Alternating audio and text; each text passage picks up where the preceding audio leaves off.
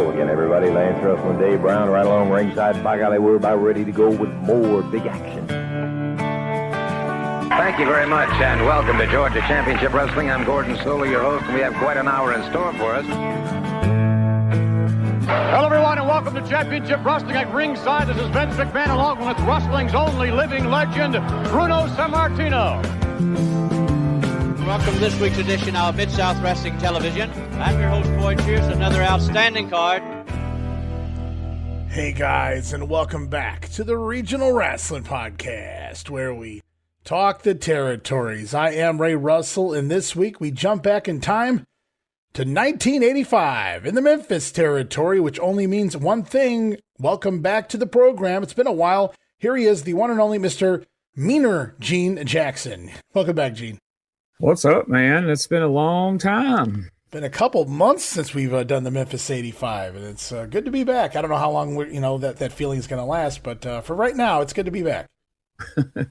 Absolutely. May not be so good once we get to what we got to talk about. But, like I said before we started recording, we just got to power through it. There's some good stuff on the horizon. A light at the end of the tunnel, yes. Exactly. But right now, well, I won't spoil anything. No, if you did, they'd probably shut off the podcast early. So let's not do that, shall we? But, at the beginning of every episode, we like to do a little thing I call Last Week in the Memphis territory. And since it's been a couple months, I figured it's probably a good idea. A little refresher here as we closed out the month of June last time around here in 1985. Bota the Witch Doctor is now the reigning Southern heavyweight champion after having defeated the King, Jerry Lawler. Yes, the champion, and what an impressive champion he is. If anything speaks the loudest of how rough shape we're in here in Memphis, it's the fact that Bota the Witch Doctor is the Southern heavyweight champion, and that was the best person they could find to take down the King right now. Well, given some of the guys who have come through here already this year, this may have been the best option they've had thus far, other than the usual suspects. Anyway, though Bota is the champion, it appeared, at least for a moment, and I almost had a heart attack. All jokes aside, guys, Leslie Floyd Creatchman III was wearing the Southern title because I guess witch doctors don't necessarily wear the championship belts. But it was kind of creepy to see Leslie Floyd out there with the title belt around his waist. Yeah, man, he was rocking it with confidence, like he had actually won that title. But like you said, I guess the witch doctor has no interest in such things. But yeah, well, I hope it doesn't, Leslie don't get too used to it being around his waist. Well, the pesky AEWA committee has, for the first time, so they claim, suspended an official. Referee Tom Branch, referee no longer, now a wrestler. Technically, yes, I guess that's that's technically what he is. He's certainly not a wrestler, but I guess he could pass for a Tennessee wrestler at this point. Certainly on Memphis TV anyway. I mean, in the studio. I mean, with the singlets and boots, anybody can be a wrestler for a night.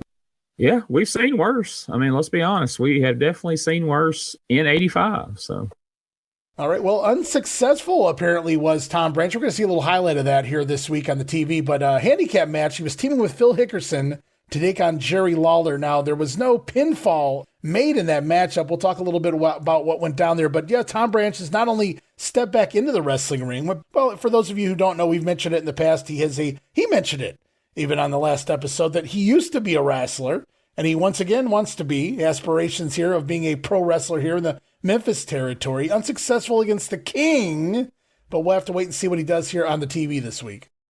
Poor Phil Hickerson had to have been telling himself, well, it couldn't get any worse than this, but little he know, one day he'd be turning Japanese in Memphis. I don't know if he considers that worse than tagging with Tom Branch in handicap matches or not, but this can't really be a high water mark of his career, I wouldn't think.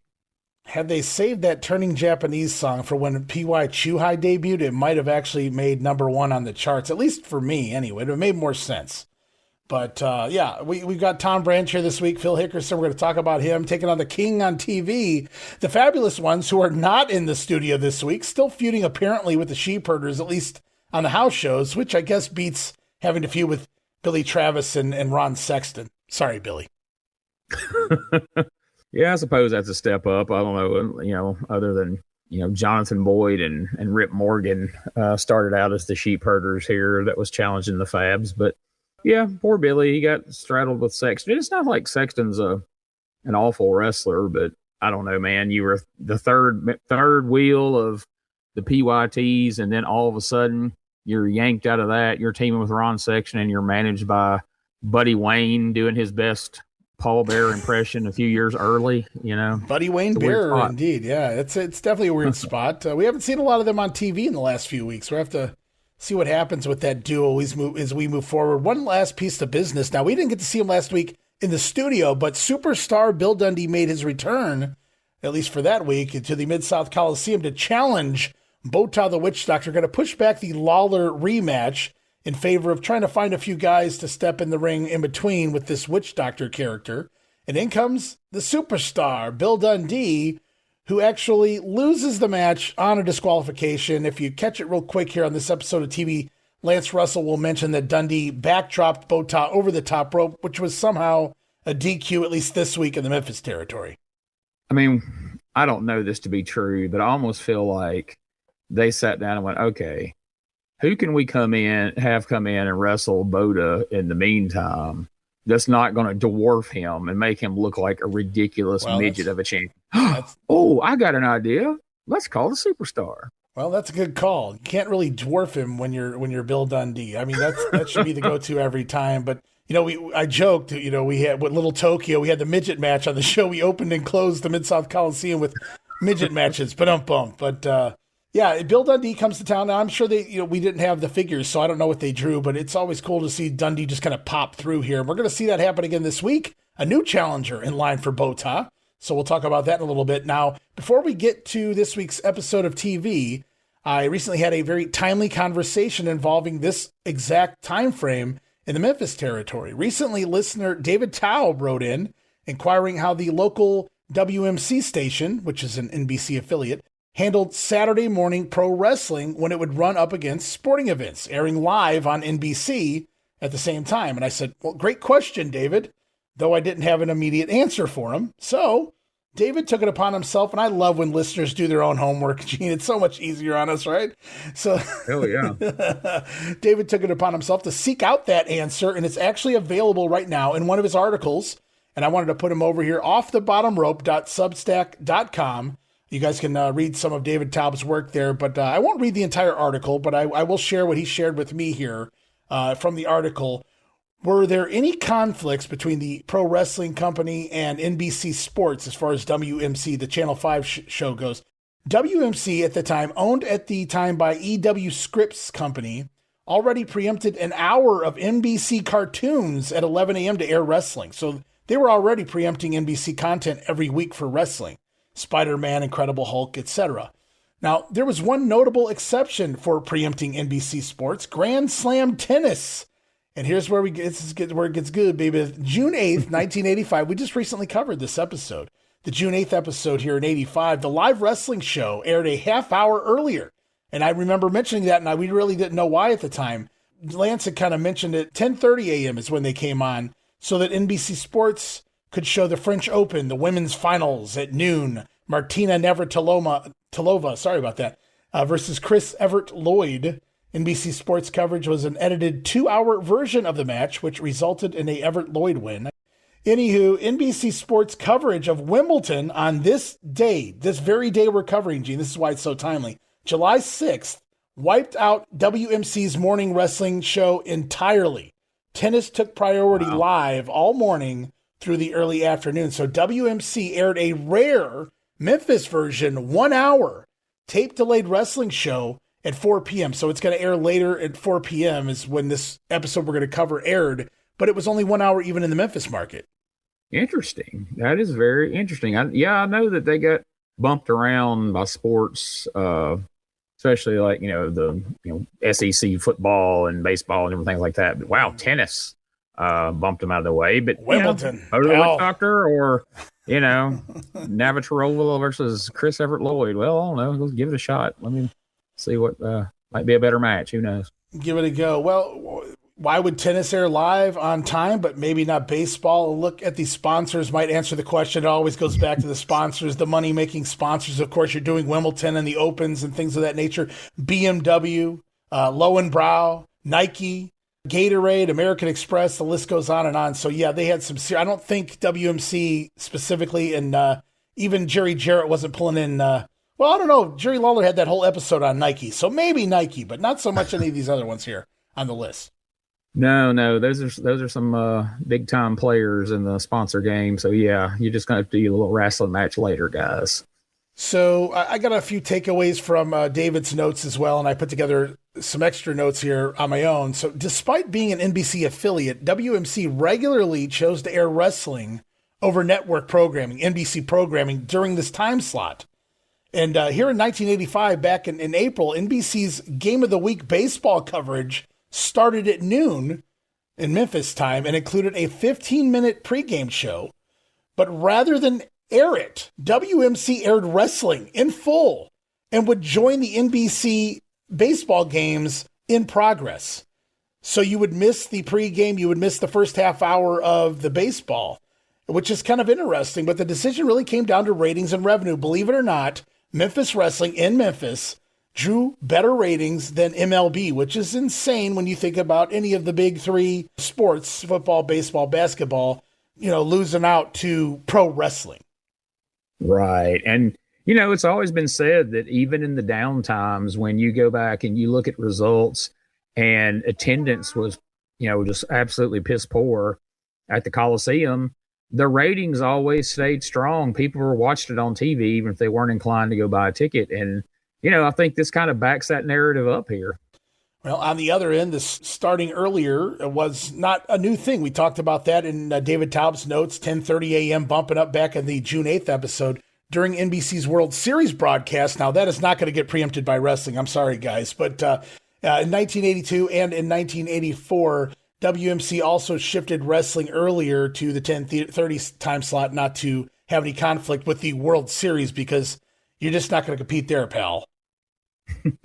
No, not in those kinds of numbers. You might get stronger than the game of the week or whatever, but no, definitely not that. Well, in general, Memphis prioritizing wrestling over baseball, but adjusted its schedule for the major tennis events, showing a clear balance between local profitability and network obligations. So it's business at the end of the day for WMC TV5. Absolutely. Like I say, that really does show that, wrestling really did strong numbers in Memphis to even, to start a baseball game a half hour late is a big statement. Well, just to break it down really quickly, obviously, when it was a normal baseball game of the week, whatever, they would just simply air over top of the game here, what they do with the wrestling stuff. And WMC had no problem doing that to NBC. However, whenever it was a major event that was going to start early, then sometimes they would work with them and put the Memphis show on earlier. But in this instance, with tennis going basically most of the day, they simply aired a pre-tape from the morning of whatever they recorded, but only 60 minutes in and out of the studio. And wow, we're going to see why. The fact that we're about to cover this and there was nothing else added to this show is a scary thought. Yeah. Let's just, anything I say right now is just going to bring it down. So let's just charge into it head first here. All right, guys, we're going to go back to kicking off the month of July here, July the 6th edition of more Memphis Rasslin'. It's CWA Championship Wrestling.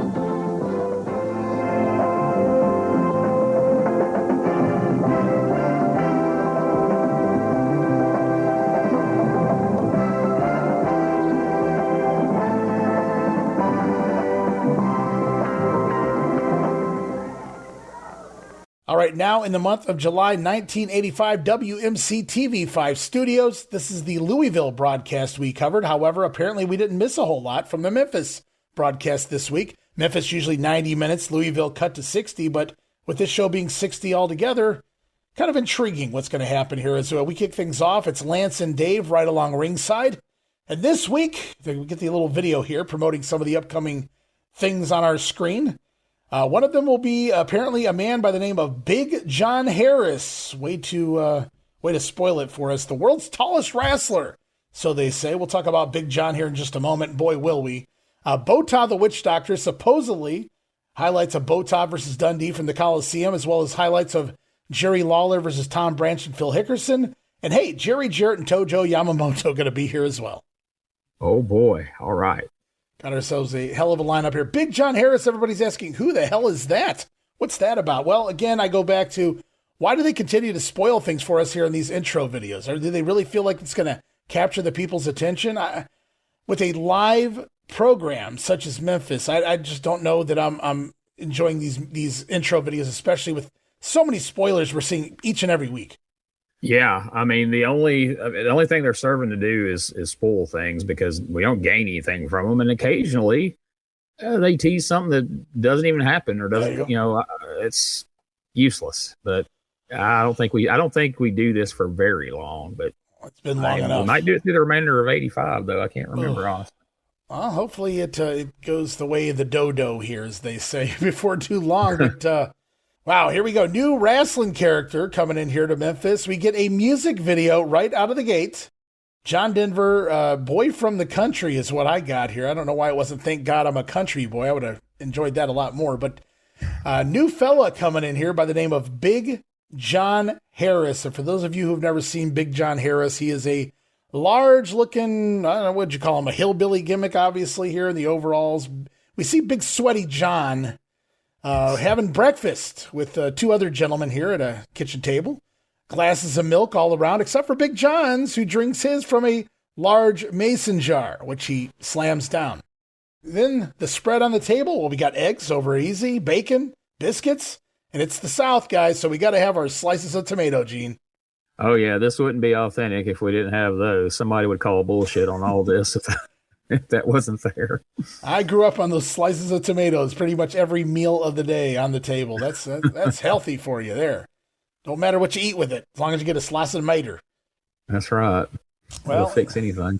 So this is our first look at the guy, and we see him. It's almost, I guess it wasn't meant to be a comedy, but he's sitting at the table. He's eating his biscuits, his bacon, his eggs, drinking a big giant mason jar of milk because he's a giant. It doesn't appear he wants to share the food either, Gene, offering to tear pieces of biscuits while feeding the other gentleman his scraps. So he wants all the food for himself, you see, because he's big. Yes, if visually you couldn't tell he's big, we do all this stuff to show it. Do you think that, that they got a little salty about the fact that Vince took their Harley Davidson and turned him into a hillbilly, and they're like, well, by God, we'll get a hillbilly. We'll get a bigger hillbilly, and our shit will be funnier. It'll be just funny, coincidence. It's, well, you might be onto something there. It's very plausible. I'm not really sure Big John Harris's history as far as where he's from or anything like that. That's something you might have to dig into. But it's he's sitting here, he's eating his biscuits, and there's no gravy, so it's really not authentic South for me. But what do you do after you eat? You got to take a nice little exercise, a little walk down the holler. We cut to Big John Harris walking down the holler with the same two men, and now a kid also joins in, which is just kind of creepy, a little bit anyway. And then another cut to Big John coming out of a shack with a calf, as in a baby cow, which John carries in a fireman's carry over his shoulders. Let's take me through the walk down the holler and the calf over the shoulder gimmick here. Well, I have to say, I thought for a moment there was a piece of this I missed or something, because when you first said, what do you do after a big old meal? You go take. I didn't think you were going to say a walk there. Okay. Oh, that would have been great if they had incorporated him coming out of an outhouse. That would have been genius. Carrying a calf on his shoulders, no less. Boy. Well, what do you think he wiped with, man? It's like an old bear and the rabbit joke in the woods. But, so all this seems odd, I guess you could say. But when it gets really strange to me, all this hillbilly stuff, the calf on the shoulders, all that takes a backseat to the sudden appearance of Jerry Jarrett and Tojo Yamamoto in their ring gear out here in the holler. Mm-hmm. Holy crap. I'm just completely bumfuzzled by that when it happens. And then, well, I won't spoil that. I'll let you say what happens next once he runs into Jarrett and Tojo. Oh, my goodness. Well, Jarrett, I put in my notes here, Jarrett looked absolutely ridiculous. Tojo was, even though it was, out of place to be in your wrestling gear on I wouldn't even call it a farm. I mean, they're literally just at a shack here. I mean, this is literally somebody's fucking shack, by the way. This isn't like they built this. So, I mean, it's not impossible to go find, such a place. I understand that. I've been to them back in the 80s myself. But, it was quite interesting. So, I'm not going to ruin it. I'm going to let you tell everybody what happens here. But I just had to put over Jerry Jarrett looked absolutely, his gear, man, it just, I don't know. Can we still use the term homoerotic? I don't know of another term that would work. It's not completely implausible to think that Tojo might just go around like this all the time. I mean, we don't know what Japanese people wear in 1985. Maybe that's just how they dress. But boy, Jerry Jarrett in his trunks and that particular jacket that he was rocking, like you said, I think homoerotic's the nicest way we could put that in somewhat PC terms for 2026. But Big John proceeds to pick Jarrett and Tojo up in his arms, and like they're posing for a picture all together. And actually, they're kind of sitting on a fence there, but it's supposed to look like he's just holding them there. Yes, he's standing there holding them or what have you. Yeah, one in each arm. It's like Andre with the ladies, right? The picture like that kind of something like that. Perfect. He recreated that picture you've all seen.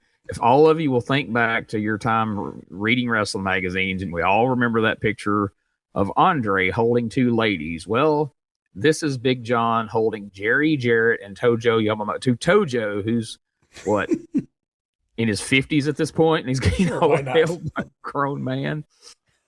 Yeah, it's peculiar. If I didn't know any better, I'd say Tom Ernesto was booking the music video the same way he books the wrestling here, but I feel like this is a Jerry Jarrett call. Well, it would be great. I don't know what they were doing here. I don't know what they were thinking. From there we get shots of Big John carrying giant logs, and of course he's going to wave to the camera. Hi, Maul. But yeah, it's been so long since I took the notes here because you've been doing your thing, and I've had so many other episodes that I've covered in the meantime. I totally had this vision blocked out of my head, and then reading it again, it comes right back to me. So is Big John, isn't he the same guy who was Silo Sam in World Class? That's my understanding, yes. Okay. Yeah. And if that's true, and I think it is, because how many 8-foot tall hillbillies were running around in 1985? Sure. I mean, you could have put a pair of overalls on a tree and it would have been more mobile than this guy. Yeah, that's a good call. I mean, clearly they just saw a guy who was giant and said, we're going to make you a wrestler, for lack of a better term there. It wasn't because, Andre in his early days was amazing athleticism for a guy his size. We've seen a few other giants come down the pike that, were athletes. But Big John, he looked, I don't know, man, he just looked like he couldn't even move. So, yeah, I think you made a good call there. A tree would probably move a little more nimble in the wind than Big John Harris. Yeah, what I've seen of his quote-unquote work makes Giant Gonzalez look like Bobby Eaton. Wow. So take that for what it's worth. So stop bitching, Undertaker. You could have worked Big John Harris here. Exactly. Well, we cut away from the awesome music video back to the studio where Lance Russell introduces right here live in studio Big John Harris making his Memphis wrestling and maybe his wrestling debut. As the camera has to pan out, there he is next to Lance. Russell coming up to just below his chest. Lance asking the question, we're going to see you here in Memphis? Yep. You're 7'7"? Yep. 477 pounds? Yep. And the crowd begins to laugh because we see where this is going here. You scuffle? Yep. You like wrestling? Yep. Then here it comes. Lancer asking the ever-important question. Do you ever say anything other than yep? Yep. And the crowd laughing all the way. I don't know if it's the kind of comedy you want to put on here, But I mean, at least the crowd responds is the best I can come out of this. I don't know. I got nothing. So I'm trying to think of the timeline here. Would this interview with Big John have happened before or after the introduction of Uncle Elmer on the WWF in a very similar promo to this on the Body Shop?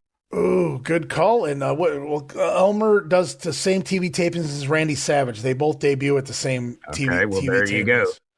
Because the reason I thought that, because all this made me think as I was watching it, that the stuff at the shack felt like copying the original Hillbilly Jim vignettes that they used. And then this felt like we're doing a knockoff version of Uncle Elmer's first promo in the Body Shop. I did prefer Uncle Elmer's version of delivering the scuffle thing, though. That scuffling line. Yeah. That's what you city boys call wrestling. Mm-hmm. French fried taters. I like to eat a lot. A lot. Yes, absolutely. This gave me a whole new appreciation for Stan Fraser's ability to talk on the microphone. Who was also still more mobile than this guy. Yes. He was getting up there in age as well, was Mr. Fraser. But it's a man of few words here is Big John Harris. Clearly doesn't know how to cut a promo, so they said just go out there and just keep saying yep, no matter what Lance asks you. I wrote, is this the original? Out there and be tall. There you go. Just stand there and do nothing. And I wrote, is this the original what? Like, could this have got yep. I mean, later on, you think that Storage Wars guys stole this shit from Big John Harris? Yep. I don't know. Could have, but boy, we've complained about this some in 91 too, where they just pile everybody. Like, why couldn't you have shown the video and then put some time in between that video and then build it him up? Out? I mean, at the very least, it's sideshow freak. I hate to say that, but it's something different, right? There's intrigue. This guy's fucking huge. I mean, that's what I said about the Giant Elegantes. Oh my God, this guy is huge. I mean, you're absolutely right. Why not say we're going to have him out here later in the program? So stay tuned. Excellent. Good point. Yeah, it's just like, by the time you sat through that video, and then by the time he come out there and then said, yep, 8 times, just like, get this guy off the screen. Why am I still looking at this guy? Well, yeah, they could have built some time in between too, so we could have forgot about that fucking video before it came out. Exactly. Well, Lance are going to bury this by calling it a fascinating interview. I wrote here in my notes, did you ever see anything like this? Did you ever see anything promoted like this? I'm not sure what this is supposed to be. Intimidating because he's a monster, a giant, but at the same time, it's like they've turned him into a comedy act right out of the gate. Yeah, there's nothing. I mean, the only thing I'm hoping to see is just to go to the Coliseum and be like, boy, he sure is tall, but he's not intimidating. He's not impressive. Like, I guess unless you're impressed by him carrying logs and a calf, maybe. But I don't know, man. Like, the video and then rolling right into that awful promo, like I say, it's just comedy, just silly shit. And in no way inspires me to buy a ticket whatsoever. Yeah, and what kind of a baby face won't let the other people at the table eat? I mean, here you can have my scraps. I'm gonna take everything else. Relive the glory days of Memphis wrestling with the Retro Wrestling Review USWA podcast. Each week, we go back in time to review USWA Championship Wrestling from the 1990s, episode by episode. Join us for watch-alongs, behind-the-scenes stories, and exclusive interviews with people who were there and lived it. Whether you grew up watching it or you're discovering it for the first time, this podcast is your ringside seat to Memphis wrestling history. It's all a part of the WrestleCopia Podcast Network. Listen now at USWApodcast.com. Hey guys, Ray Russell back to talk to you about all the new and exciting audio and video podcasts we've been putting together over at patreon.com/WrestleCopia. As a self-funded brand, this entire ship is powered by our patrons. It's your support that keeps all of these wonderful shows going here at WrestleCopia. And with that said, I wanted to mention that we now have 3 major tiers with tons of Patreon-exclusive next-level content for our Patreon supporters. And it all starts with the $5 all-access tier, which gets you early access to many of the weekly podcasts, at least a dozen monthly digital downloads for your viewing and reading pleasure, the insanely detailed show notes for the Wrestling Memory Grenade Regional Wrestling, and the OG Monday Warfare podcast, plus random bonus video drops, archived old-school audio watch-alongs from the early years of the brand, It is a whole lot of fun wrapped under the All Access tier for only $5, but things get even hotter with the VIP Superfan tier. For just a few dollars more, you get everything already mentioned in the All Access tier, plus as part of the VIP tier, a whole new slew of videocast series where it's not just your typical watch-alongs. Sure, we laugh, we have fun, but we're also breaking down the history, the context, and the why behind what you're seeing. And as part of the VIP tier, you have access to Dan Ginnety's Puro Resu Academy videocast, the Coliseum videocast, and the Monday Warfare videocast, Raw vs. Nitro, breaking down the history of the Monday Night War. Plus, you also get the Memphis 1985 folder of goodies and all show notes for the Puro Academy podcast and Gene's retro review show. Lots to be had there at the VIP tier. But wait, there's more. For those WrestleCopia backers who crave even more from the brand, we bring you yet another level of content fit for a warrior, because it is indeed the ultimate tier, which gives you everything from the All Access Pass, everything from the VIP tier, plus you will receive access to the big ones, video series featuring a lengthy look and discussion into some of the biggest pay-per-views, super shows, and other events from throughout wrestling history. It's also a great place to keep up with the big events that coincide with the Monday Warfare videocast and so many other big events from years gone by. You'll also have access to the newest big hit to the Copia brand. I'm talking about Regional Rasslin Unreal, the video series. Get ready for the next level in Regional Rasslin as we dissect territory history in video form. Watch along with us. But still, even more for your money, guys. You'll also receive access to the Treasure Chest, which offers patrons the unique opportunity to download and watch select rarities from wrestling history. And for those of you who are wondering what we offer, are contemplating joining a paid Patreon membership, or simply a curious lurker, a reminder there's a free tier at our Patreon that you can join as well. Remember, guys, no subscription, cancel any time, but I think you'll like the content that we're offering there for any budget you may have. And you can sign up right now, patreon.com/WrestleCopia, or look for the QR code where available. We appreciate your support in helping us pay the bills to keep the WrestleCopia podcast network running and enabling us to continue to bring you all the quality programming that we offer.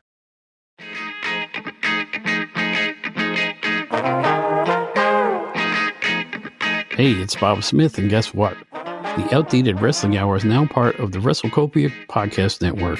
But hey, no fear, you're still going to hear the unique guests, comedy, music, authors, journalists, funny people. Who knows who's going to end up on the Outdated Wrestling Hour? Remember, it's all new and all old. So check it out in the WrestleCopia Podcast Network and wherever you get your podcasts. Listen if you know what's good for you.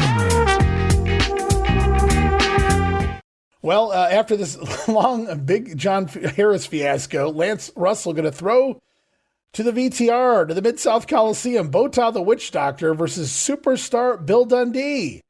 As promised in the intro video, they did promise us Bota versus Dundee, but we get nothing here, at least in the Louisville feed. But they leave in Lance throwing it to the matchup for whatever reason, so we go to a black screen before we cut back to the ring. So, if you missed it here, Lance really quickly just mentions after the video that Dundee was disqualified tossing Bota over the top rope.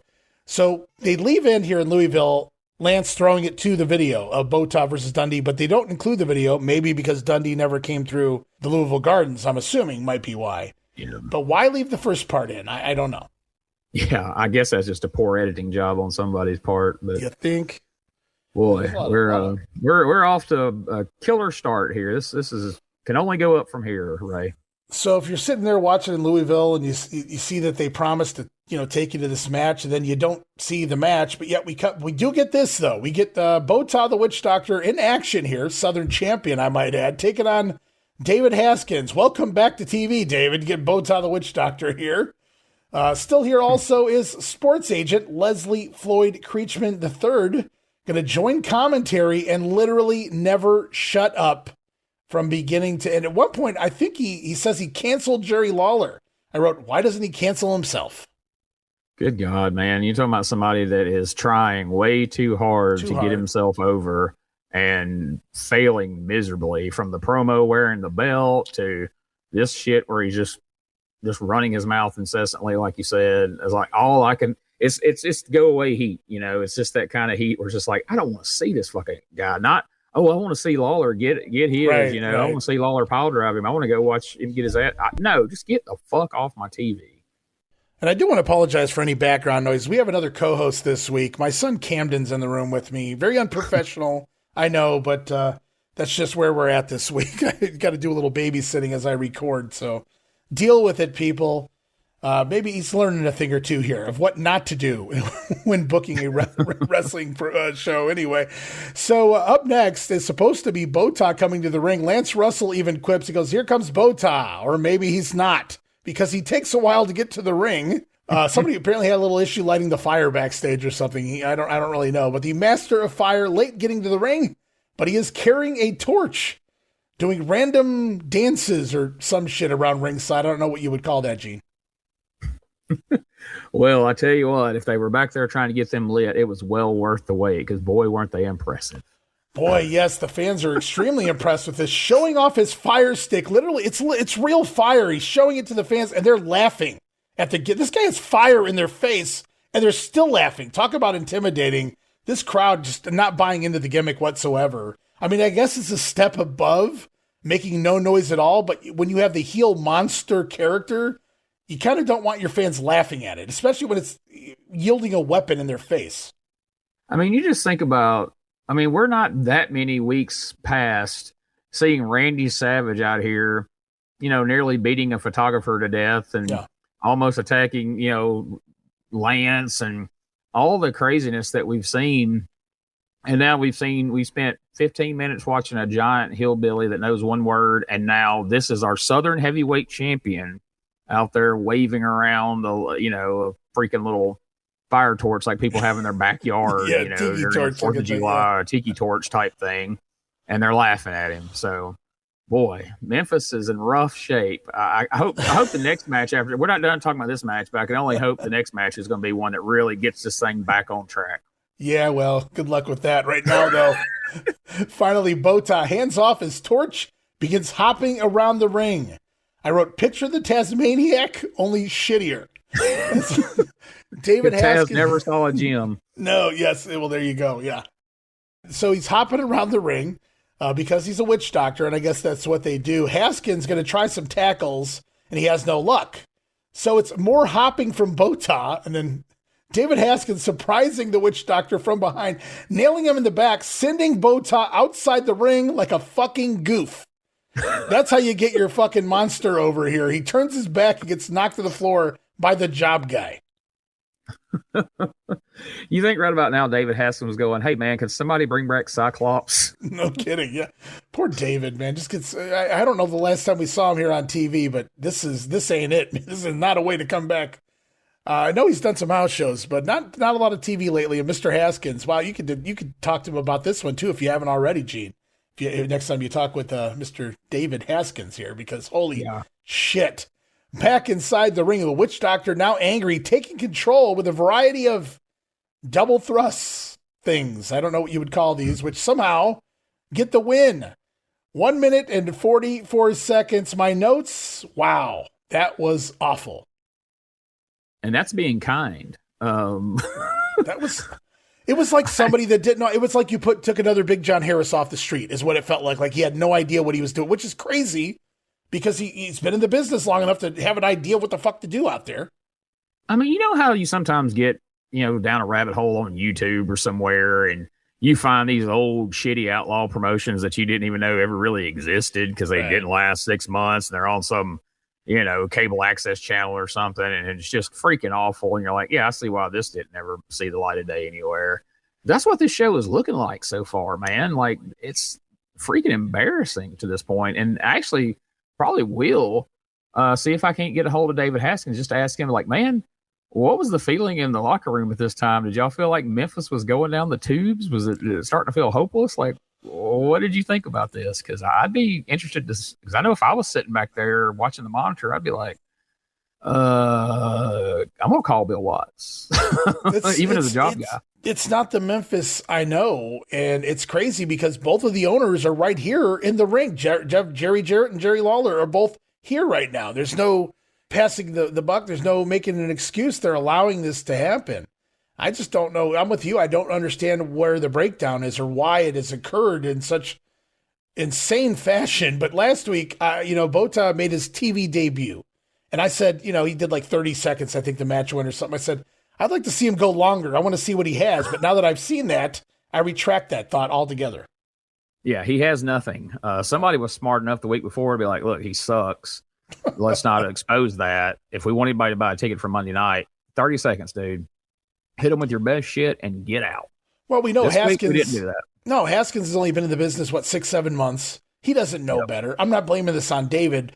But between, whoever's booking this shit, whoever's talking to these guys, I don't know if this was Bota's idea or if it was David. I don't see David coming to Bota and going, hey, do your little shit where you jump up and down and I'm going to make you look like a fucking complete idiot and knock you out of the ring. Like, I'm going to take away from your gimmick. I'm going to take away from you being the Southern champion, being this, crazy murdering witch doctor from the Isle of Maori, which doesn't really exist, and et cetera, et cetera. But it's, I don't know, man, just terribly booked. But like you said, maybe the next match will pick things up or maybe not. As we come back from commercial break, I see Tom Branch standing in the ring. And I don't know if they did this on purpose, but he's standing in the ring in a referee shirt. And I'm like, I thought he was a fucking... Sure enough, ring gear. Tom Branch taking off his striped referee shirt to show off his cool red singlet. And that's the hot spot of this match, folks. Well, he's telling a story with his ring gear. He was a referee, but now he's a wrestler, you see. Got to love the optics there. Yep. That's as good as it gets in this one, folks. Of course, we got ever the victim, David Johnson, as his opponent. Oh, we've seen poor David take some of the most fantastic ass whippings. As his trunks read now, Avi, maybe, or something like that. Yeah. He lost half his name when Savage drug him around ringside. Oh, man. Many weeks ago. Poor David Johnson now out here to work Tom Branch, who was the former Tom Ernesto Jr., the assassin in Los Angeles. He's been in the business for quite a while, going back to the 70s. Tom Branch has done angles all the way back to the Georgia Wars, the mid-70s. His dad was booking there, etc. So Tom Branch been around quite a while. Doesn't really get a lot of acknowledgement for the wrestling business, but, he's been around. I'll just put it that way. And he attacks poor David Johnson here, hits a backbreaker, lands a normal-looking suplex, and that's when I noticed, hey, Tom Branch knows more moves than Bota.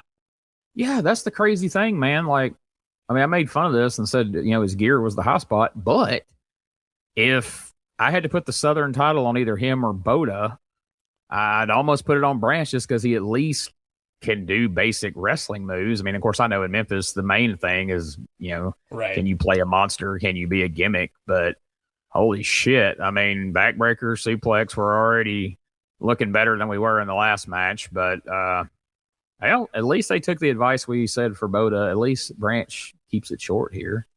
Yeah, sit out clothesline. Going to end this thing in under a minute. 57 seconds is the match. So Tom Branch getting a win here on TV, looking like a wrestler because he had been a wrestler up until just a couple years ago. Absolutely no heat, though. The crowd making zero noise one way or the other here in this match, much like the Bota match. So I think, on paper, you would say, no, you got to give the gimmick the title, but I'm with you. I don't think either guy's drawing any more than the other right now. The stories, and they're both working with Lawler and et cetera. So I don't know that it would have hurt to put the belt on Tom Branch. I'm sure a lot of people are going to crucify me for saying that, but if you go back and watch, the crowd has the same response for both guys, Bota and Tom Branch, which is no response at all. Yeah, I feel like at least the fact that a former referee, because the Memphis fans don't really know his history as a wrestler, if, they could have screwed Lawler out of the title and put the belt on a referee, that would draw more heat than just, a shitty sawed-off gimmick comes in that's trying to be a midget playing Kamala, more or less, it feels like. Yeah, absolutely. Comes in and legitimately wins the title. I think you could have had more heat on Branch that way, and it wouldn't have been any worse because there you got Lawler's top two opponents in the first two matches, and like you said, neither one of them got any heat. The fans are just sitting on their hands wishing it would be over. Yeah, I still can't get over watching Bota's offense, though. I mean, it was just like double thrust punch things or whatever. I mean, that was all he did. It was terrible. It was just, quite frankly, it was terrible. As we continue on, so we saw Tom Branch get a win here on TV in the studio. Now we go back to July 1st at the Mid-South Coliseum this past Monday night. It was Jerry Lawler in a handicap match against Phil Hickerson and Tom Branch. We're going to see various clips throughout the matchup. Jerry Lawler unloading on Hickerson early. Phil wants to make the tag out. Tom Branch doing exactly what he needs to do, stepping down off the apron, avoiding the tag, getting that heat there. Finally, though, Lawler down. Tom Branch, he wants to tag in. But as soon as Tom enters the ring, Jerry Lawler playing possum, like the Hitman there, jumping up to attack. I thought that was a fun spot. The crowd really got into that one. So Lawler down, and the minute he knows Branch is legal and in the ring, I've never seen Jerry move that fast. No, absolutely not. And I'm a Hickerson fan. Like, I'm happy to see him. He comes back in, he's tagging up with the spoiler, or I think he was the Angel this time around, I guess. Frank Morrell, whatever we're calling him. And I thought, man, I would like to see Hickerson more prominently used, rather than just some random tag team, since we're hurting for main event heels. And so I think you could have, and rather than what we were just describing, rather than, trying to force Bota over or trying to get Branch, the referee, over, bring Hickerson in as a legitimate opponent. I mean, my God, look at his history in Memphis, I would have rather seen that than him in here in a handicap match, because, when somebody's involved in a handicap match, that just presents them as less than, because they got to have a partner, even if their partner's a bullshit former referee or whatever, Well, I think this is Hickerson's being punished for being a good worker. They needed somebody in there to carry Branch through this match with the King, and Bota was not going to be. That would have been a train wreck and a half. Jerry wrestling both of those guys at the same time. So we see a few clips here of Tom Branch running away from Jerry Lawler throughout the matchup. At one point, Phil Hickerson hitting a middle rope leg drop, and I put quotations around leg drop there because why, Phil? Just stop doing that move. But now, with Lawler down from that big leg drop, Tom Branch wanting in again, walking straight in to make the cover. 1-2. Jerry Lawler comically kicking Branch off through the ropes all the way to the floor. From there, Branch back inside, missing a top rope diving knee drop, and the King going to drop the strap. But while Lawler goes after Branch, Phil Hickerson taking down referee Jerry Calhoun. Branch, though, accidentally taking out his own partner Hickerson, and Lawler back on Branch with fists galore when in comes Bota with torch in hand. Bota, the master of fire, hits the ring with a torch, which is unlit, by the way. But the King wisely bails anyway. He wants no more of this shit. In more ways than one. I think you might have just uncovered a good theory there that I'm not going to adopt, that I don't think we'll ever be able to get anybody that can tell us one way or the other. But the way things were going storyline wise, it feels like the logical choice here would have perhaps been a Lawler versus the Witch Doctor and Branch. And maybe once he realized what he had, that's why, because Hickerson just got pulled in out of nowhere. He's doing meaningless tag matches, and then suddenly he's pulled into this main event angle. Yeah, it made no sense when they announced it last week, right? Yeah, if Lawler just looked around the dressing room, like, look, I'm not wrestling both of them clowns, and he looks around the dressing room, he's like, fuck, put Hickerson in there. He can work anyway. Like I said, I know Lawler wouldn't remember it. I don't think Phil might not have even been privy to that's how that happened or why it happened. But it's as good a theory as any is how this all came about. Yeah, Lawler's working with Branch. He's working with Bota, and Phil just gets to be the bump guy, I guess, in between all of this. Really, you need somebody that can work the glue to hold this all together. So we see the King. He handles himself pretty well out there. We get a disqualification call there due to, I guess, Hickerson attacking the referee, Calhoun. So Jerry Lawler gets the victory on a DQ there in the handicap match. Bota does not get a hold of the King. I did love the visual of him hitting the ring with a unlit torch. That pretty much is his gimmick in a nutshell at this point. A fart in church. So we go off to a music video. Scandal, Bang Bang, I Am the Warrior for Jerry the King Lawler. I always love that music video for the King. Probably because somebody stole it and played it on the public access here in Cleveland for like 10 years in the 1990s. But it's just one of my faves. Yeah, they got a lot of mileage out of that over the years. Man, they would show that a lot when they just either needed to fill some time or just randomly, put over Lawler. I wonder, since clearly he had trouble getting that torch lit before he walked into the studio this morning. And from my understanding, from everybody that's ever been there, that's probably 10 feet from where he's standing through the curtain. Yeah. So it makes you wonder, all the way in the Coliseum, which I've been there quite a few times. That's a long aisle from the dressing room door to the ring. I wonder if the torch was lit, and by the time he did his run in and got down there, the damn thing had went out. Because what a stupid thing to do for the master of fire to come in with an unlit torch. Surely it was lit when he left. Yeah, they should have just gave him a spear or something. I guess they didn't want him to be completely Kamala, however. So, well, we get the best parts of that match, and we put him right in the ring here, right here in the studio this week. Jerry the King Lawler taking on Phil Hickerson. And Big Phil, very impressive, moving fast early on, throwing some arm drags, looking good. But Lance and Dave, they won't write the King off, no siree. Lawler with a clean break against the ropes, but Hickerson does not return the favor. Imagine that. Cheap shot from Phil. Takes control and laying him in. Looking really snug here this week is Mr. Hickerson on the King. But the King going to come firing back, landing similar moves that Phil used prior, turning the tables on him. I don't know if you really were, paying close attention, but Phil just looked like he was on a mission this week between how fast he was moving, some of the stuff he was doing, and then every move looked a little more solid than usual, especially against Jerry. I feel like these two are pros enough that I don't even know if they had a conversation. I don't know if the way the studio was, if they even had access to each other, if they're on opposite ends of the studio. But I figure with everything that has happened up to now, just the way we have described it, that these two knew, God dang, we got to go out here and try to do something to salvage this shit. So get ready. We're going to lay this in and try to get something moving and shaking here, because we're dead in the water right now, especially when you're getting put in that much of a different time slot for the Memphis end of things. Yeah. You feel like you would want to bring the heat if people are waiting around at 4 o'clock to watch the show. You want to do something special. And instead it's just like, hey, nobody's going to be home at 4 to watch this. So fuck it, whatever. It could have been that, or it could just be Tom Ernesto booking. I mean, there's always that, too. Yeah. But Big Phil here finding a way to regain momentum, however, with a series of big close fists. Backbreaker on the King, going to get 2 count. Then, again, Mr. Hickerson insisting on doing these leg drops. My note is don't. I've Ernie Ladd used to do this, at least later in his career, where you would drop the leg, but you would essentially land in a horizontal position so that you're almost taking a back bump with the leg drop. And at that point, just don't do the move. Yeah, I agree. That's always awkward looking as hell.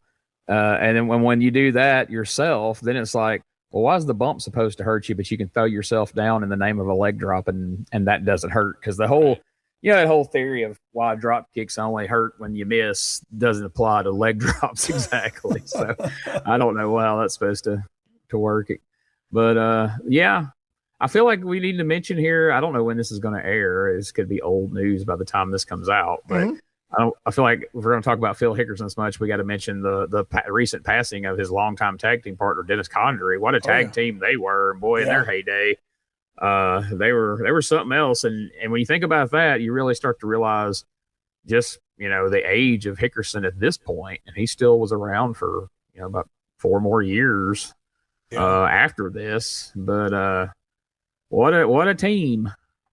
Man, the footage that exists out there, they're like one of the it's unfortunate. It's like the unsung heroes from that era right before VCRs, where there's not a whole lot of it out there that you would just appreciate what you see from them. I mean, that's Dennis way before the Midnight Express. I was a different Dennis Condrey, and he was even, awesome in that, but Phil Hickerson was always an amazing talent as well. And so their run in the Tennessee territories were second to none. I mean, they were probably one of the best heel tag teams you could ask for.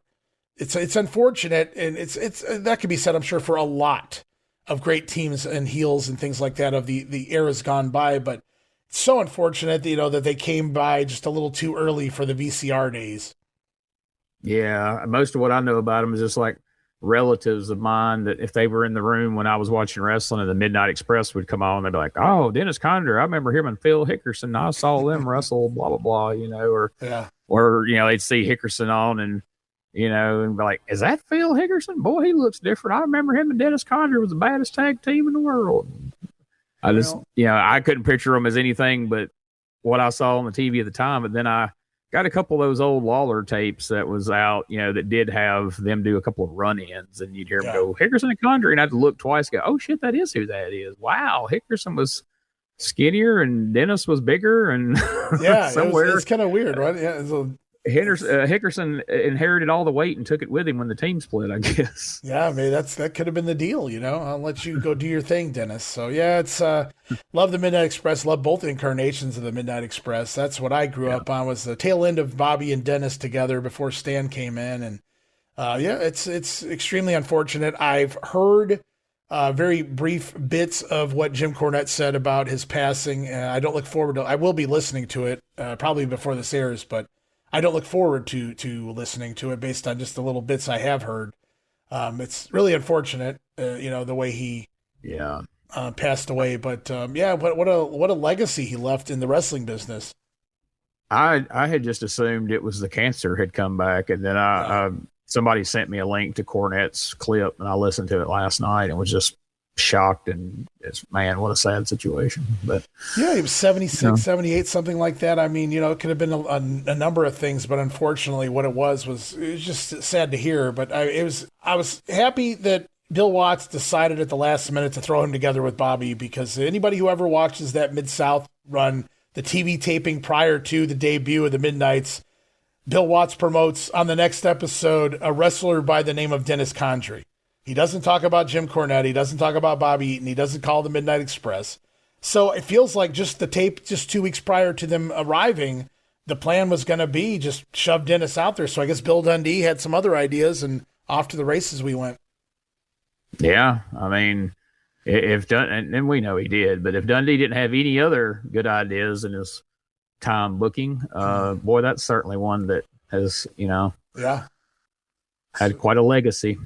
One of my, probably my favorite team overall, but one of my top 2 teams, period, for sure, is the Midnight Express. And Dennis and Stan both were equal favorites of mine, different reasons, but I loved them both there with Bobby Eaton. Unfortunately, sad to read that, but wishing his family out there all the best, and hopefully he's in a better place. Absolutely. Well, Phil Hickerson was in a bad place on Monday night with Tom Branch as his partner. Here he gets to do it alone, and he's handling himself pretty well here against the King. But finally, Jerry Lawler dropping the strap here in the ring on the studio, firing up with those big punches, going to take him down. Hickerson on the mat, and the middle rope fist drop going to connect. Looks like Lawler should be making the cover, but he doesn't because he's waiting for something. What's he waiting? In comes Tom. Boy, those heels are having a rough go getting out of the locker room today. Tom Branch running in for the disqualification. Jerry Lawler never bothering to make the pin. It's almost like he knew something was coming here. I mean, Lawler and Hickerson have managed, leg drops aside, have managed to kind of pull this out of the shitter and have a pretty decent to good match here. Yeah. And in damn if Tom Branch and Bota don't have to come fuck it up, not just for the fact that they ran in, because you kind of knew that was coming more than likely the way Memphis works, but the fact that they couldn't be there on time and Lawler just obviously standing there with his dick in his hand waiting for Tom Branch to show up late. Ugh, God. Yeah. 6 minutes of pretty solid wrestling. I mean, I thought Phil looked really good here this week. He really laid it in, and Lawler was not, he didn't look like he was bitching about it. He was going right with it. So I think you're right. I think they wanted to wake the crowd up. Unfortunately, out comes Tom Branch for the DQ. That'll put him right back to sleep. Lawler ready for him, though. As soon as Branch hits the ring, Jerry the King Lawler laying out both Hickerson and Tom Branch when in comes Bota, the witch doctor. But the King still holding his own, taking on all 3 men. But the numbers game going to catch up to the King. And in comes Floyd Creatchman joining in on the 4-on-1 beatdown of one Jerry Lawler.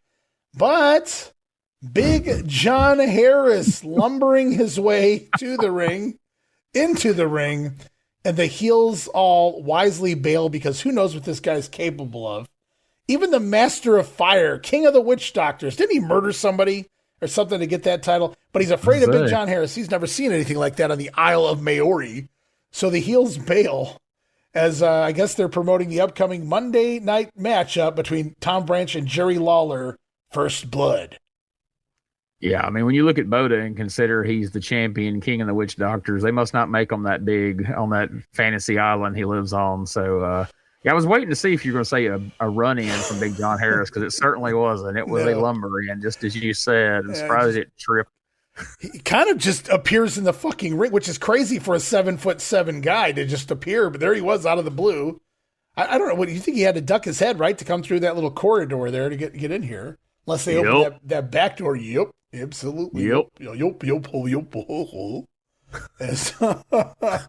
So Jerry Lawler taking on all comers, and sadly, if I'm to believe everything I've read online, and I have not looked ahead, so I can't confirm this, but everything I read says that Leslie Creatchman's time in Memphis lasted 3 weeks. Can you believe we are only in the third week of Creatchman's time here in Memphis? But if I'm to believe everything I've ever read online, this should be it. And the last thing we see is Leslie getting in his shots on the King. Wow. Yeah, I can't believe he didn't bring him back for one extra week just to break his jaw or, throw a fireball in his face or something. But I guess it wasn't even worth putting up with him. Probably was just go home. I mean, I realize we're only recording these once every 2 or 3 months or whatever, but it still feels like he's been here for 6 months in the 3 weeks he was there, because each promo was worse than the last. We never could establish whether he was a sports agent or a lawyer or both or neither or what the hell he was supposed to be, but he sucked no matter what it was. God help us. Yeah, he's gone is what he is. At least that's my understanding. We'll have to wait and see if he does appear again or not next week, but up next, we've still got time for one more match. Before we get there, we get a music video, and when they beat this to death in recent weeks, I feel like Willie Nelson's Old Fords and a Natural Stone. It's set to Willie Nelson, but it is Jerry, Jarrett, and Tojo Yamamoto doing their thing, whatever that is. The music choices for some of these videos just make you scratch your head. Just like, what? I'm literally scratching my head right now. So, yeah, I agree with you. Totally, 100%. I mean, the Warrior, yeah, I get that one. But the one earlier, the John Denver choice, the freaking Terry Taylor video to Some Days a Diamond, Some Days a Stone is the weirdest one of all, perhaps. But perhaps. God almighty. Well, you want to know how to kill 10 minutes on a 1 hour program to end the show? I didn't say a good way to kill 10 minutes on a 1 hour program, but a way to kill it nonetheless. It is an expiration of time tag team match between Jerry, Jarrett, and Tojo. We just saw him in that awesome music video. Taking on the team of the Spoiler, Frank Morrell in that hood, and Jerry Bryant. I mean, do you think Frank thought he was fooling anybody when they put him under a mask? I mean, you could just look at the... Like, if I had never watched Memphis wrestling before, but I'd seen Frank Morrell in Georgia or pretty much anywhere, you're going to tell me that there are two guys that have that body type? My goodness, who do you think you're kidding here? Right, that body type with no neck to speak of, just a head directly attached to a torso, and that size head? No. And it's like you said, he's already been the angel here as well in recent weeks. So it's not like you're fooling anybody. We just saw him out here without a mask. At least they don't have him doing double duty yet, anyway. Yeah. There's some spot in Showtime where that had to have happened at some point, and people are like, "Hey, wait a minute, what?" I don't doubt it. Yeah, that's what we're doing. We are killing 10 minutes, and all I could think is, boy, if they'd have showed that Dundee clip they promised, we'd at least probably took 3 minutes off of this, but. So, nope. Yeah, well, expiration of time, Jarrett and Yamamoto versus Jerry Bryant and the Spoiler. This is take 3 for Jerry Bryant. He's wrestled Tojo and Jarrett 3 weeks in a row, vowing revenge last week in the tag team matchup, only to let his partner start the match and do the job. Jerry never tagging in after riling up Tojo and Jarrett before the match last week. So we get another revenge match here, supposedly, for Mr. Bryant. But the Spoiler are going to start this one off. Bryant eventually agreeing to tag in, however, and he actually wrestles this week as Jerry Jarrett sending him flying all around the ring, as well as the Masked Man. Arm drags everywhere from Jerry Jarrett early on. Spoiler back inside the ring. Jarrett with the Thez press, but Jerry Bryant in to break up the cover, and the heels will finally take control of the matchup. Jarrett now finally managing to hot tag himself out to Tojo, as Chop-O-Mania begins to run wild on both the heels, dude, clearing the ring. Back inside, Bryant mocking Tojo with the sumo stance, the Yokozuna pose, if you will. But he eats a chop for his trouble, so we get a little comedy spot there. I wrote this at the end of my notes, but I'm just going to call it out right now. Jerry Bryant, MVP here this week, not just for his selling from taking the offense, taking the bumps, but just everything he was doing. It was like, I don't know, he's like trying out for a spot. Yeah, Jerry Bryant always worked hard. He's really talented. By all accounts, from everybody I've talked to over the years, and talking to Tommy Rich recently, because, they broke in together. Mm-hmm. Tommy was a Jerry Jarrett guy, and Bryant was a Lawler guy. The only reason Bryant didn't get a real push was because he had a good paying job and couldn't do the loop. Gotcha. He could only do Saturday mornings and Monday nights. So, that's why he kind of stayed forever in that job role. But he always looked good doing it. So.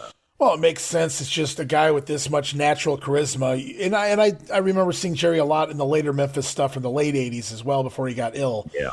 But he was just really good at his shtick. I mean, and he was really next level here in this match. If anybody has this episode, I encourage you at the very least to go check out Jerry Bryant. Maybe not much else on this episode, but Jerry Bryant was entertaining me at the very least. Jerry Jarrett, not so much.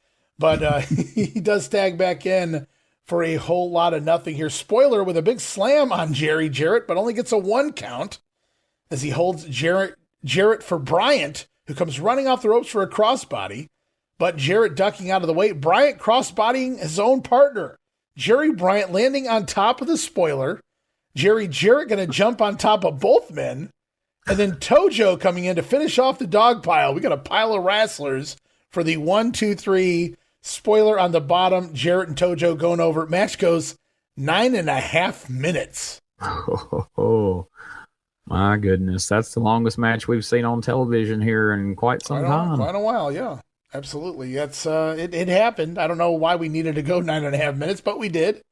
And my only takeaway was that Jerry Bryant was the star of this matchup as Jarrett and Tojo get another TV win. And we close out this week's episode. We get a replay of the Big John Harris interview because we needed to do that again, I guess.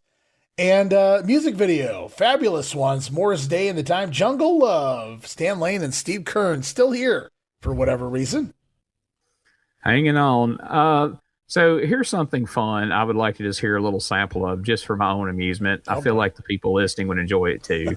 And since we replayed that Big John Harris interview, I was thinking, wouldn't it be fun if you could create a scenario where Lance Russell is interviewing Randy Savage, imitating Big John Harris's, just using the one-word answer to the questions. So it'd be like, oh, yep, maybe. Yep. I mean, you imagine you change it, just the yep. Uh-huh. He probably had that on at least. Right, exactly. Even doing an impression. Savage, all right, Randy, we've had enough of you out here making fun of Big John Harris. Everybody love. Yep. Yeah. Like it. Yep. Oh, Randy. That's why. Sorry, I've missed the Savage impression since he left. It's all right. We got to get it in. You know what I'm talking about. Liz does. Yep. I'll get it right in there. Whichever way I want. It's like I tell Liz every night it's happening. Oh, Randy, off to better pastures since the Macho Man here in 1985.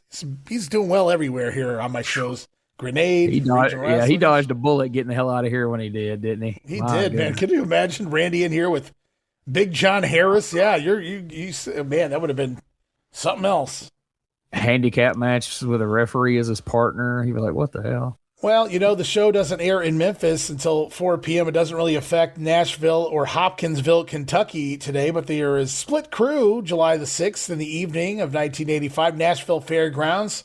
Rassler's going to make a 3-hour drive. Some of these guys were on the TV. Spoiler over Tommy Montana. David Haskins defeating the Invader. Billy Travis and Ron Sexton over Les Freeman and Tracy Smothers. The Fabulous Ones over the Sheepherders by disqualification. And now Nashville going to get last week's handicap match at the Coliseum. Lawler again over Tom Branch and Phil Hickerson. Maybe straight up. I'm not really sure, but that's what we get on the Nashville side. Over on the Hopkinsville side at the Armory, a 4-hour drive. Midgets are still in town. Cowboy Lang versus Little Tokyo. Terry Adonis and Bill Smithson were scheduled to take on Jerry Oski and Jay Youngblood. We know he's no longer here. Bota the Witch Doctor versus Gino Della Sera, and the big main event, Jarrett and Tojo versus the PYT. Man, Hopkinsville's got to be about 7 weeks behind everybody else on the TV. Man, you ain't kidding. Can you imagine what a wonderful match Bota versus Gino Della Sera must have been? I mean, that had to be at least 4 stars, I would think. It's kind of funny, and I know you got to do it because you had most of your quote-unquote main talent on TV this week, but they send half of them to Hopkinsville, half of them to Nashville. It's we're just driving around everywhere, guys, trying to keep the people happy here in the Memphis territory. As we roll on Sunday, Jackson, Tennessee, July the 7th. I don't have the results, but I have one result. On the card, it was Cowboy Lang and Little Tokyo, PYT versus Tojo and Jarrett in a coal miner's glove match. The Fabulous Ones to team with Jerry Lawler versus Travis Sexton and Buddy Wayne. Oh, yes. What a 6-man there. Wow. But I do have it on good authority on July 7th in Jackson, Tennessee. Phil Hickerson, here you go, throwing him a bone. Phil Hickerson defeating the international champion, the return of Terry Taylor. The first time we've seen him since he won the title. He returns and he loses the belt here in Jackson. Jerry Jarrett needed to clear out that junk drawer, so he grabbed the international title out of it. It's like, somebody get Terry Taylor in here, and we can even drop that thing to somebody. I don't know who, but boy, they didn't waste any time. They didn't even wait till like Memphis. There was like, Terry's here today. Yeah, just drop that belt. We need to get that shit back on a Memphis wrestler. Right. I think but you built up Hickerson throughout the show. I think this was Lawler or somebody giving him a bone for what he's been doing here lately for making Tom Branch look halfway credible and whatnot. So we roll on to the following day, though, Monday, Mid-South Coliseum. Terry Taylor's still here. We're going to get to Terry in just a moment. July the 8th is the date. Mixed tag team my match. 8th birthday. Oh, no kidding. Happy birthday, Gene Jackson. I'm turning 8. Yeah, I'm almost 5. I'm not in Memphis, though, so this doesn't really affect me, I guess, either way. Mixed tag team. Spoiler, teaming with Little Tokyo. Scoring the win over Les Freeman and Cowboy Lang. Jerry Oski defeating Phil Hickerson. What sense is that? Disqualification. Oski over Hickerson, who just won the international title. Jeez. I'm sure he didn't even wear it to the ring that night. We didn't acknowledge it, probably. I don't necessarily blame him. Tojo Yamamoto and Jerry Jarrett defeating Terry Adonis and Bill Smithson. The PYT over Billy Travis and Ron Sexton. What do we have here? Battle of the PYT? Are the PYT going baby on us here? Well, that's interesting. We'll see where that leads. Indeed, and scoring a win over their third wheel at one point, Billy Joe Travis and Ron Sexton. So the PYT are victorious. Jerry Lawler defeating Tom Branch in a first blood match. Would love to see a highlight of that one. Terry Taylor. We saw Bill Dundee come into town last week to take on the Southern champion Bota. This week it's Terry Taylor with a win over Bota by disqualification. Well, I would be interesting to see a clip of that to see if Terry Taylor was able to drag anything out of the Witch Doctor. Well, I was going to say my guess is no. And this is Terry finishing up in the territory, by the way. He came in for 2 days. So Terry Taylor gone. We hardly knew ye, Red Rooster. As we move on. That would have been, they could have put Terry Taylor with Big John Harris. Could have been his little Red Rooster. Everything would have been just tremendous. Wow. Southern Tag Team Champions got a main event this week at the Coliseum. That's the Kiwis, the Sheep Herders, double disqualification with the Fabs each and every time. A lot of people argue, you got to do some non-finishes. We have at least 3 of them here tonight, and that's fine. But I feel like every time we've had a Fab Sheep Herders match in the Coliseum, it's been some sort of a schmoz. Yep. Every single time. Damn it. Yes, you think you would come up with something new, something clever, but we move on instead to the Louisville Gardens, July the 9th. Spoiler over at Les Freeman. Buddy Wayne teaming with Little Tokyo. Here's a team for you. Buddy Wayne and Little Tokyo. That's like Mr. Fuji and Paul Bearer teaming up here over Jerry Oski and Cowboy Lang. Wow, Jerry Oski doing a job here. Beats Phil Hickerson, loses to Buddy Wayne. Wow. You talk about something you'd want to see footage of. Buddy Wayne and Little Tokyo and Jerry Oski and Cowboy Lang. Oh, if somebody has that footage, let's get it out there. Let's make it happen, guys. The lethal lottery from hell drew that match. Oh, my. We got managers and midgets and Jerry Oski. All right. Tojo and Jerry Jarrett over Ron Sexton and Billy Travis. The Fabulous Ones defeating the Sheep Herders by disqualification. Jerry Lawler going to pull double duty here tonight, scoring a victory over Bota by disqualification. Then Jerry coming back out, or still out ringside, picking up a pinfall victory over Tom Branch. He's like, I'll wrestle both of them, but not at the same damn time. Now, Lance Russell recently had announced another show in Shelbyville, Kentucky on the same night of the Louisville Gardens show, July the 9th. I'm looking at the card. Lawler, Bota, Tom Branch, the Fabs, the Sheepherders, Jarrett and Tojo. I don't know who's left to work Shelbyville. It must have been like just some local guys and then probably somebody that ain't been on TV in 6 months. You know, Mr. Wrestling against, you know. Maybe they sent Terry Taylor to Shelbyville. It could be Mr. Wrestling versus Terry Taylor. There you go. Headline. That's what it's all about. Wednesday night, July the 10th, Soldiers and Sailors Memorial Coliseum, Evansville, Indiana. Going to see Buddy Wayne and Little Tokyo against Jerry Oski and Cowboy Lang once again. Tojo and Jarrett versus Billy Travis and Ron Sexton. Very familiar card here.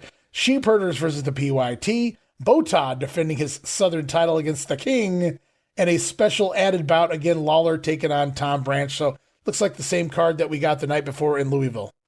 Yeah, they just didn't get that great Spoiler versus Les Freeman match. Should have went to Louisville for that one. It could have been the +1 exciting bout. You never really know. No, although good. Evansville usually got about 5 matches, though. So maybe this is probably for the better, right? I mean, yeah. I don't think anybody was clamoring for that one anywhere.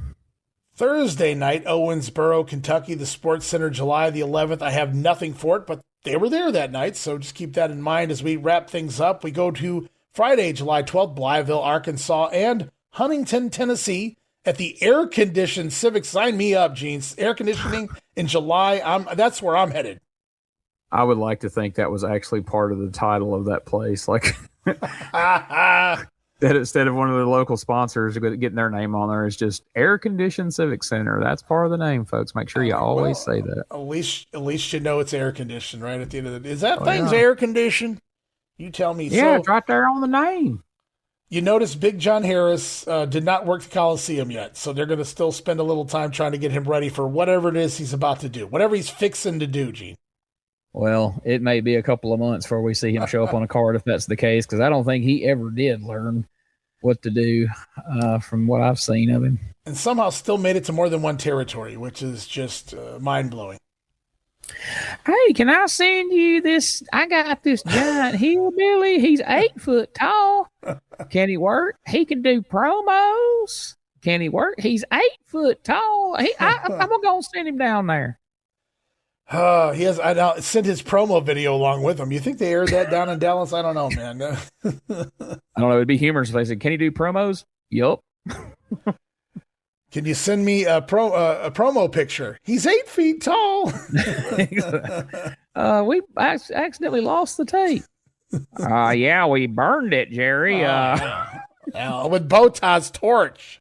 We burned it down, motherfucker. Who would have thought the damn thing finally lit? And bless Lance Russell and Dave Brown. They have lately been getting a little sarcastic with some of the shit on TV too. Like, yeah, who can blame they're them? starting to get fed up with some of this shit, I feel like. And that's when you know it really sucks, when two of the most professional announcers out there are actually mocking the shit almost openly, you know? Yeah, and that's not they've done that the last few weeks. It sounds like they're getting agitated, like with the nonsense that we're going to talk. Yeah, who can blame them? No, I don't know. Hopefully Jerry Lawler, Jerry Jarrett, and crew can turn this shit around. We know they will. We know there's some fun stuff coming. Like you said, we got to get over this hump. It's just the largest hump ever. I don't know. I don't know if you're going to go over these last few upcoming shows, but August the 9th, they were coming to Booneville, Mississippi, which is where I call EPW Wrestling once or twice a month. Cool. I do TV there. And as a homage to Lance Russell, I start every show with welcome to EPW Wrestling, Gene Jackson and Joey Gross right along ringside, because we literally are right across from the ring. But that's always my little homage to the great Lance Russell. Well, if there was ever anybody to pay homage to, it would certainly be the Lancer. So I think that's pretty damn tremendous and good to know. Booneville, Mississippi. Anybody in that neighborhood, that neck of the woods, head on over and check out those shows. Gene's been having a good time, and they've put him in a Lancer kind of spot. So that's pretty cool.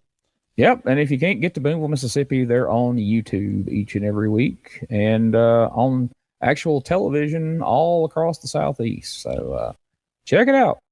Very good. Yeah, check it out, guys. The YouTube videos are just the same as the TV, correct? It's all the same, yes. Right? Okay, very cool. Yeah, so I'm not missing anything. I was just wondering because, here we got this Memphis show. It's 90 minutes, and then, poof, we got 60 minutes of shit. It's like sometimes they're doing us a favor. This week we get 60 minutes in and out, period. Even Memphis was 60 minutes, and it was still too much for me. I was going to say, all I could think at the end of this was, thank God it wasn't 90 minutes. Holy shit.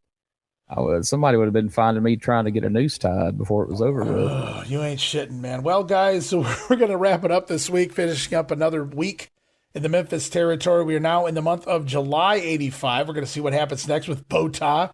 I'm hoping Floyd Creatchman has departed. When we can confirm that next time out, we'll celebrate here. We'll do something special maybe. I'm not really sure what it is yet, but I'll be a happy camper. And we'll see which manager they decide to dig up next to, quote-unquote, replace Jimmy Hart. Well, I'm almost afraid to say anybody would be an improvement because I'm afraid I'll get proven wrong. But, I'm afraid to say it can't get any worse either. So I'm just not going to say anything, but I will say we'll be at least headed in the right direction having Creatchman on the bus out of town. Yeah, back to Montreal or wherever he's from up there, up that ways. But that's going to wrap it up here this week. Gene, you want to promote anything else before we say goodbye? Well, you can find all the stuff I do over at retrowrestlingarchive.club, all the different podcast articles and whatnot. I recently did a fun interview with Max Payne, a.k.a. Man Mountain Rock, and he had a very fun story that I wasn't necessarily privy to concerning why Man Mountain Rock didn't work out in the WWF, involving the Steve Miller Band and Steve Miller in particular, and the Jimmy Kimmel Show and Mick Foley. And it's a story apparently he's told a couple of times, and there were people who doubted it. And he actually sent me the video of Mick Foley and Steve Miller together on the Jimmy Kimmel Live show years ago, and Mick was attempting to discredit Max by asking Steve Miller about it on the show, and Miller actually backed up everything Max had been saying for years, to the point that Foley called Max, apologized to him, and sent him that video that he then sent to me that I now have on my YouTube channel, and it's a part of that. I actually spliced it into the episode during the interview, so check that out. It's a pretty fun conversation. I'm happy to get to talk to Max. He's somebody I remember all the way back to his time in Memphis, and right, that's right. He's an interesting character. So check that out. And like I say, everything that I got going on, you can find it at retrowrestlingarchive.club. Very cool. Check it out. Gene's got other podcasts he's working on. He's got always writing cool little things there in his Substack and whatnot. That interview with Max Payne, something I'm going to check out eventually when I get to it. Because Max Payne's one of those guys that grew on me. He was a guy I didn't care for at all when he came into WCW, but he slowly, by the end, I think it was the babyface run really, but he grew on me, and I really, I enjoyed his character. And other guys like that too. Unfortunately, by the time I started to appreciate them, they were gone, and that happened later with Craig Pittman and guys like that. So. But no, that's very cool, and looking forward to seeing who you speak with next. I know you got a lot of things going on. You got some Alabama podcast stuff going on, and we'll have you back here soon to talk all about all of that, man. Do what Gene says. Check out all of his great stuff there. He's got so many things going on, as do we here at WrestleCopia. So we've just lots of wrestling content for people who can't get enough. Yeah, if you like wrestling, then my goodness, between me and Ray, there's more than you probably could consume in a decent amount of time, but then there's all the other that's out there too. So no excuse if you're a wrestling fan, old school wrestling fan, I should say. Right. Check it all out. Yeah, you can't. Well, you could pay me to watch the current product, but it would actually require actual $25-$30 an hour, something like that. Just throwing a number out there for anybody interested. Probably. Even then, you'd hate your job. Yeah, I would hate it, but at least I would, to pay some bills, baby. You'd have to go to the bar at the end of the day and well, this job's fucking killing me, man. What are you gonna do? Had damn Raw last night. I didn't think I was gonna make it. It's been nice not having to watch Raw for a decade now. So I'm with you. We're just gonna keep it that way. All right, guys, we're wrapping things up here. July 6, 1985 in the books in the Memphis territory. What's going to happen next? I truly don't know. So, but I'm going to find out here in the next week or so when I watch the next episode. Stay tuned, guys. More regional wrestling coming very soon. We've got more Georgia Wars with Rick Fields. He's going to be back here likely on the next episode, so stay tuned for that. And we'll figure out what's happening after that, because we've got a lot of guys on vacation right now, and Steve Crawford on assignment in Hawaii. Boy, I wish I had his assignments. Man, you ain't tell. I mean, you ain't kidding, boy. Steve, he's always on the road, living it up. But good for him, man. He's earned it, I guess. He's earned it, I suppose. I don't know his back history. Maybe maybe CIA. I'm not really sure. But no, I mean, I don't know. Maybe he robbed a bank or something. He's just spending the money. I mean, who knows? But he's the one that framed Ranger Ross, is what you're saying. That just has to be the only likely explanation I can think of. That's the ticket. All right, guys, we are going to wrap it up here before we get in trouble, and I'm kicked off the air. It's happened a lot lately. Just kidding, Steve. Well, we'll have Steve back on here and a whole lot more in the very near future, so stay tuned. More regional wrestling right around the corner. Thanks, Gene. Thank you.